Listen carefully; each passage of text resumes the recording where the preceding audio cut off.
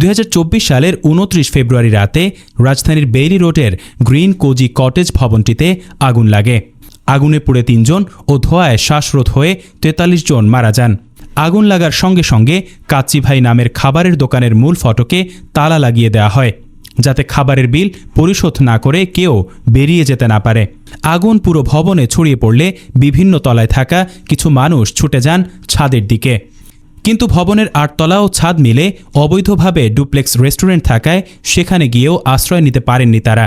আগুন লাগার পর সিঁড়ি দিয়ে নিচে নেমে আসারও প্রাণপণ চেষ্টা করেন অনেকে, কিন্তু সিঁড়িতে খাবারের দোকানের গ্যাস সিলিন্ডার সহ নানা জিনিসপত্র রেখে প্রতিবন্ধকতা তৈরি করে রাখা ছিল।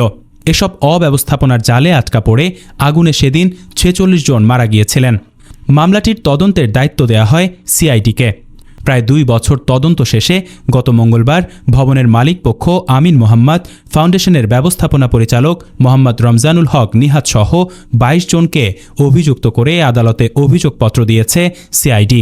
সেই অভিযোগপত্রেই উঠে এসেছে কাচ্চি ভাইয়ের এই ঘটনা।